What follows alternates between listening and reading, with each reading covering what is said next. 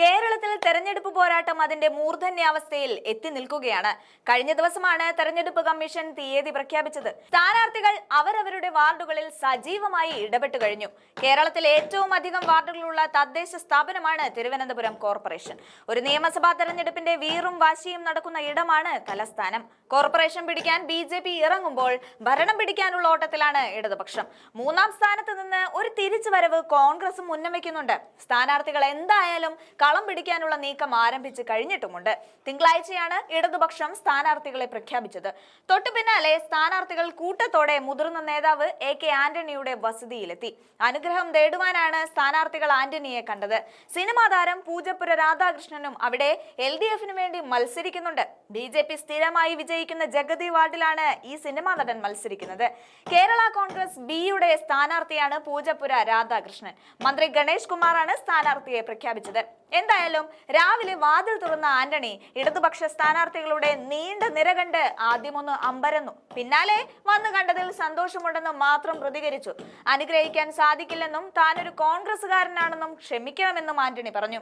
രസകരമായ ആ കൂടിക്കാഴ്ചയുടെ ദൃശ്യങ്ങളിലേക്ക് പോകാം.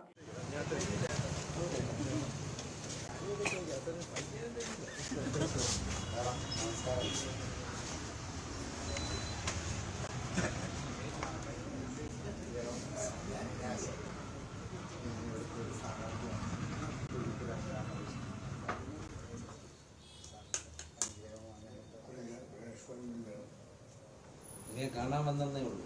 സന്തോഷം. ശരി, താങ്ക് യു. എല്ലാം നല്ലത്. വളരെ ഇഷ്ടമായിട്ട്. നമസ്കാരം സാർ. ഞാൻ കോൺഗ്രസ്സുകാരാണ്. കോൺഗ്രസ്സുകാരാണ്. എനിക്ക് അനുഗ്രഹിക്കാൻ പറ്റില്ല. എനിക്ക് ഇഷ്ടമാണ്. ഞാൻ പറഞ്ഞു ആശംസകൾ മാത്രം. ആശംസ പറയാൻ പാടില്ല. അതും പറ്റുന്നില്ല. ജനാധിപത്യമല്ലേ? ആരോഗ്യകരമായ മത്സരം. ആരോഗ്യകരമായ മത്സരം വേണം. സ്ഥാനാർത്ഥികൾ വന്ന് കാണുന്ന ഒരു സന്തോഷമാണ് അല്ലേ? ഒരു ജനാധിപത്യത്തിൽ ഒരു നല്ല ഇതാണല്ലോ അല്ലേ? എനിക്ക് രാഷ്ട്രീയ ശത്രുക്കളില്ല, എതിരാളികളുള്ളൂ. ഇവർ അങ്ങനെ എതിരാളികളുമല്ല. കാരണം ബാലകൃഷ്ണപിള്ള എൻ്റെ കൂടെ ക്യാബിനറ്റിൽ ആദ്യമാരുള്ളതാണ്.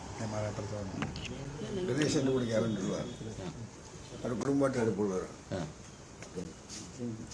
അതെൻ്റെ വ്യക്തിപരമായ സ്നേഹമാണ്. പക്ഷേ ഞാൻ പറഞ്ഞു രാഷ്ട്രീയമല്ല, ഞാൻ കോൺഗ്രസ്സുകാരനല്ലേ. ഞാൻ സത്യം ഫ്രാങ്കായിട്ട് പറഞ്ഞു, ഞാൻ കോൺഗ്രസ്സുകാരനാണല്ലോ. കോൺഗ്രസ്സില്ലാത്ത ഒരാളെ ഇലക്ഷൻ അനുഗ്രഹിക്കുന്നത് ശരിയല്ലോ. അതുകൊണ്ട് കണ്ടല്ലേ സന്തോഷം. ശരി. എങ്ങനെയുണ്ട് സാർ ഇലക്ഷൻ മൂഡ്? ഇലക്ഷൻ തുടങ്ങിയല്ലേ ഉള്ളൂ.